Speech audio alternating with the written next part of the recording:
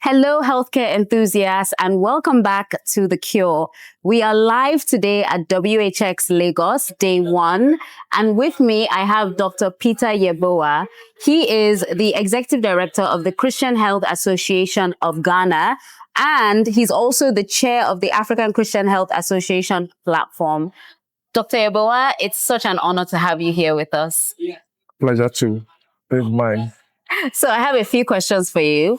My first question is just thinking about CHAG. So CHAG, or the Christian Health Association of Ghana, CHAG, operates about 7% of Ghana's health facilities, but provides almost 30% of the care. And Ms. Njide Ndeli today said that over 70% or around 70% of the staff at CHAG facilities are actually paid by the government. So you've managed to, or CHAG has managed to be so integral to healthcare delivery in Ghana. And I believe that faith-based organizations like CHAG are so important for universal healthcare coverage. I would love to hear from your perspective the role you see in faith-based organizations in universal healthcare. Very well. Many thanks for the opportunity to have this exchange about the history and the role and relevance of CHAG in Ghana's health sector. First, of course, if you have barely 7% of the health infrastructure with 30% output, there's a high efficiency index. Yeah. Very well. And in some rural areas, we provide about 80% of the healthcare in some remote and rural areas. Wow. So regarding our relationship with government, it goes back to history.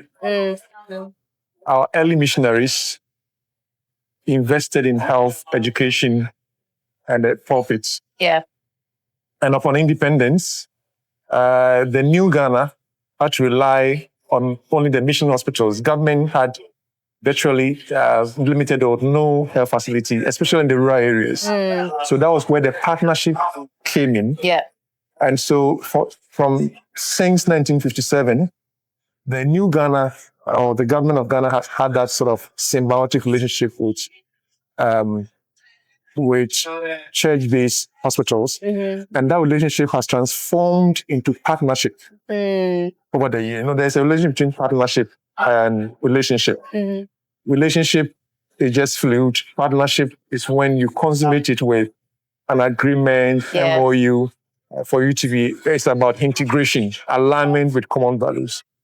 So, and that is why CHAG has remained an implementing partner of the Ministry of Health. Yeah.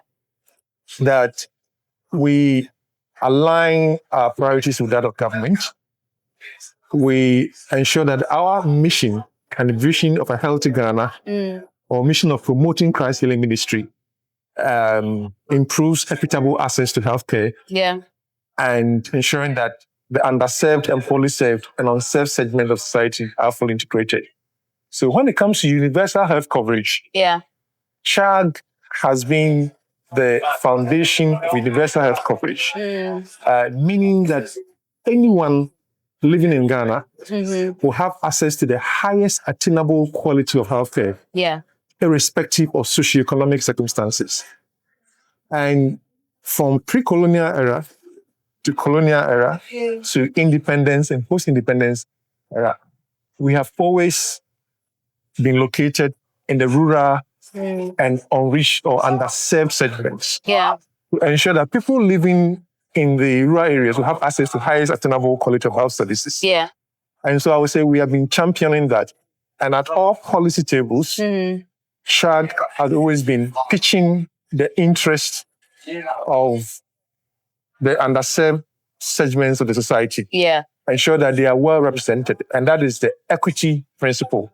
So we are not only efficient, we are also the champions of equitable inclusion to the health space. Yeah. I love that. And I would love to hear what you think the private sector, so there's, faith-based organizations like CHAG, but then there's, private hospitals as well as the government's public funded hospitals. What can they learn from what CHAG has built? Because like you said, that output is quite high. 7% versus 30% it's quite a high output. And I'd love to hear what learnings you could provide for private sector, for public sector as well. Well, so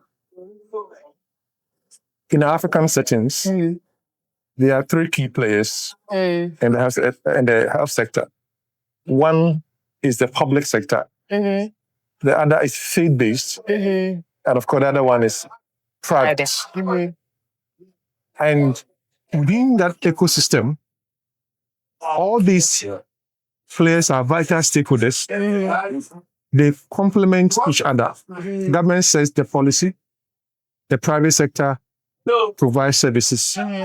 Faith-based actors also provide services. Then they have different orientation, different direction. But at the end of the day, the beneficiaries of the services, the private sector, and faith-based networks and government are all Ghanaians, are all the ordinary persons. And that is why inclusion into the policy space is very important. Yeah. What CHAG has done over the years is to demonstrate value in the health policy arena. We come out with innovations. Later, we'll talk about some of the innovations we made that have been very impactful for Ghanaians. We also demonstrate our contribution to the entire health sector by data. Yeah. In your submission, you began by saying that CHAG has barely 7% of the health infrastructure, and yet you provide a third or 30% of healthcare. Yeah. So what the private sector can learn, first and foremost, is to align their priorities with that of government. Government wants equitable access, universal health care coverage. Are the private sector prepared to move into the rural areas where there's a great need? Yeah. Government wants deconcentration of health assets in the cities and the urban segments. Are they also prepared to really respect that? And that leads also to the fact that the private sector is usually classified as private for profit, rightly so. They must break even. I think this is where the private sector should be able to demonstrate their value, the value they bring to bear in the entire sector. So in times of strike actions, in times of challenges within the entire public sector and the rest, they are there to complement government. Yeah. And so I think the private sector should be able to document their contribution by using data. Yeah. Very important. They must be present at the policy table. If you're not present at the table, you end up in the menu. Yeah. They should have a very united, unified network systems with representative voice that is able to influence policy setting, policy agenda setting. Yeah. Very important. Yeah. And they should have the soft skills of advocacy, negotiations, lobbying. It is the unintended effect of being feeling entitled. Yeah. Doesn't work, in my opinion. But your ability to demonstrate value in partnership relationships would earn you a right at the table. Yeah. So if the private sector would wish to influence government policy, and rightly so, they should. They could influence some incentive packages. Yeah. Asking government to incentivize locations of the operations. If you want me to go to the rural areas, are you prepared to give me tax breaks? Are you prepared to support me with equipment so that they could also break it in for the private sector who also have to really survive and complement government very well? Yeah. I think there is the need for them to have a rethink about the configuration of the private sector network. Yeah. Yeah. They need to have a representative voice at strategic places within the policy areas. Yeah. They need to demonstrate their contributions and value in the entire health sector. Not only their contributions, but attributions. And once these type of interventions could be done, configuration of who they are, the architecture of their relationship altogether, and how they can really be influencers for the good of the entire system. Yeah. Definitely that would be very great. And I guess also that the language of the private sector should demonstrate, of course, they are business people, should also demonstrate some type of nationalistic, patriotic something. Of course, they should serve as bridges to healthcare services. And for me, they are vital players. Yeah. If they could be well organized to have that representative voice, to pitch their advocacy, needs, I think they'll be able to have a very active, focused, deliberate relationship with government. Yeah. That'll be there. The way to influence government is not to occasionally make statements. That might sound a bit adversarial and a bit desperate, but government needs the private sector. The private sector also needs the government. So that principle of reciprocity and mutuality should regulate how the two parties act together, because I know that in every Ministry of Health in Africa, there is an office dedicated for private sector inclusion to the health policy space. Yeah. How do we engage such an office? Yeah. And so that is what I would say, that there are prospects and potentials for to promote the inclusion of private sector providers, health sector, but it needs some way. Yeah. And you've mentioned quality a lot. You are a very strong advocate for quality. And in the panel discussion earlier today at the Leadership Forum, you referenced how Safe Care has been adopted by all CHAG facilities.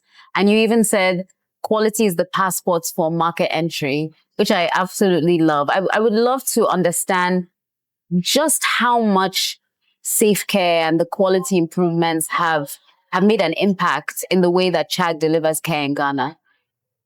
Yes, absolutely the case. Quality is always an intermediate goal of any health system. Efficiency, quality, efficiency, and effectiveness, economy are all vital considerations when you want to make a health system more resilient and responsive. For CHAG, our mission and vision enjoins us to really ensure that we provide the highest obtainable quality healthcare services to anyone who calls on us for service. Why? Because as Christian faith-based organization, we want to promote Jesus Christ healing ministry. So every client, every patient that appears before us is a representation of Jesus Christ. And Jesus Christ is a king. Yeah. So if a woman comes to us, the woman is Mother Mary, she is a queen. If a man comes to us, she's a king. Yeah. And so quality is a vehicle for us. It's a catalyst. It's a platform for fulfilling our mission and to promoting the health and healing mandate Christ has given us. And so as we explore how to create value and how to be impactful in the design and delivery of health services, we sought a quality improvement tool that is all-encompassing. Yeah. And Safe Care Quality Improvement Program has that critical test. It has 13 service elements, meaning that if you go through all the Safe Care checklists, processes, it amounts to holistic review of the entire health system. Yeah. And so meaning that it improves facilities, any health facility operations, strengthens the health system. It looks at service areas like elements like service provision, human resources for health, data systems, logistics, medication, treatment compliance, diagnostics, laboratory services, client satisfaction, and virtually all the health system building blocks are embedded in Safe Care Quality Program. So it's not just a one-off targeted, focused program. It leads to self-reflection and systemic review. And at the end of the day, it enhances what I describe as systemic enablement and strengthens capacity. What Safe Care does is to have a very fair, objective, scientific way of assessing your state of quality by an independent assessor. You know, human beings by nature have our own biases. We have our own orientations, and we can live in denial and illusion. And as I said, faith-based actors in the past often have felt entitled to provision of highest quality. We believe that because we have a Christian heritage, we feel that we have an inherent type of quality. But quality must be earned. There's a trust. Trust is social capital. It must earn trust. So Safe Care comes in with reality check of state of your quality, rates and ranks your quality status from 1 to 5, 5 being the highest and 1 being the lowest. It's like the star rating, 5-star hotel, 10-star hotel. Level 5 being the highest, level 1 being the lowest. And when we adopted Safe Care, we were just shocked to realize that there are many, many gaps that we needed to fill. We were also inspired because we saw prospects for change. We saw in Safe Care some form of, as I said, value differentiator, a competitive advantage. We came to realize that quality is no longer a compliance requirement. It's a strategic advantage. And so Safe Care, I'm not just trying to glamorize Safe Care, but Safe Care is only helping us as a tool to do internal, sober, objective reflection of state of quality by benchmarking our service provision to international standards. Today you heard of several standards that are going on. And if you really want to grow, you must look at global trends and patterns. Innovation is as relevant as it stimulates growth and development and response to needs. And so Safe Care is only helping us to review or evaluate the way we design and deliver services. It is helping us to identify gaps and overlaps. It is helping us to evolve structured type of interventions to improve our health system. Improvement is continuous. So when it comes to quality or growth or development, it is not a destination. It is a journey. So Safe Care is only a vehicle, a catalyst to seeing how we can galvanize that. And embedded in Safe Care are several incentives and sanctions. Those sanctions and several incentives to adopt Safe Care. So that is why, so for us, quality is indispensable. It is non-negotiable. It is a sustainability agenda for us. It's a competitive edge and value differentiator that we embrace. And my last question, because our season 2 theme for The Cure is Build the Rails, and we're just build the rails. And the rails are basically everything in terms of infrastructure that a health system needs to create an enabling environment. So the rails that keep everything up. You mentioned earlier that in Africa, we have 3 sectors: public, private, and faith-based. And you you're chairing the African Christian Health Associations platform. Africa has one of the largest kind of faith-based provider networks. in your view, what role does the faith-based sector play in building the rails, building the enabling environment for innovation, not just delivery of care, but for actually innovation in healthcare in Africa? So let me put that.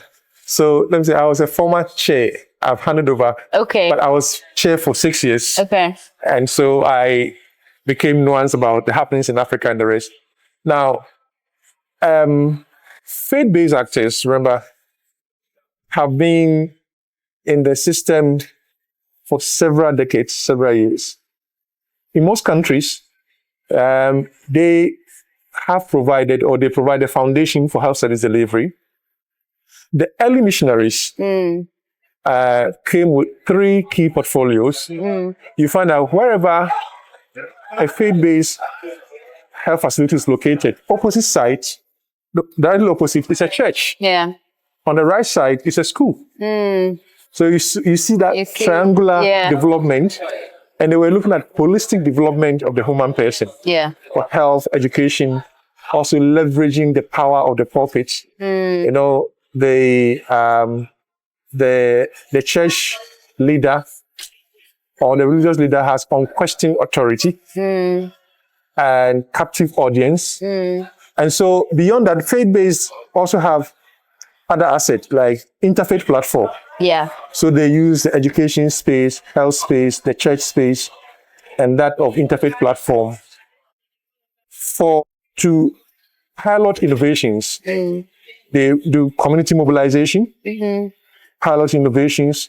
They have trusts, which is the highest social capital they have. Yeah. Because they have sense of, you know, that humanitarian connection and the rest. Yeah. They're easily accepted by folks in the communities. Yeah. And it is these assets that faith-based actors have used in some countries. In my own country, Ghana, Ghana now prides itself as having a very functional national health insurance scheme with 66% of the population registered coverage. It was CHAG that pioneered and piloted community-based health insurance scheme and provided proof of concept. And then the government politicians saw it and they nationalized what we have. Yeah. So of course, for us, we are not in competition with government. Yeah. We are rather in collaboration. Yeah. Yeah. We promote partnership all the time, not partisanship. And so we happily supported government to embrace or to take over the community-based health insurance schemes we set. Yeah. Because we felt that it had become a public good, could transform the entire health sector, and we could switch our role now to become the provider and promoter of, of a quality-based health insurance scheme. Yeah. And so faith-based actors can be innovators. Yeah. Innovators of impactful change because they are trusted. They also attract investments in whatever they do. Of course, we are moving in an era where investors are also looking for returns on their investment. Yeah. And so faith-based actors are now at a place where you can always pilot innovations because they are not constrained by bureaucracy, red tapeism within the government system. So they are able to implement policies. They are devoid of partisan politics. Yeah, yeah. They are neutral arbiters. They are advocates. And because they are located mostly in the communities, they are able to conceive the real needs of community actors. Yeah. They are respected, they are trusted, and the rest. So the faith-based providers have such relevant role in the entire health sector. They provide stability. In my own country, when government sector is on strike, faith-based institutions do not go on strike. Yeah. Of course, sometimes there are skirmishes, but the fact is that our institutions are functional. Whilst government may come and go, we provide stability. Yeah. Our church leaders have seen healthcare services as integral parts of their evangelization portfolio. Yeah. So what it means is that the health and healing ministry that faith-based actors, are entrusted with will continue to be there until thy kingdom come, despite changes and challenges. Yeah. So our role is well vested in our faith, in our values, in our beliefs, and in our mission as promoters of Jesus Christ Healing Ministry. Yeah. And so, remember, we are also the passionate advocates of the poor and needy, the underserved segments.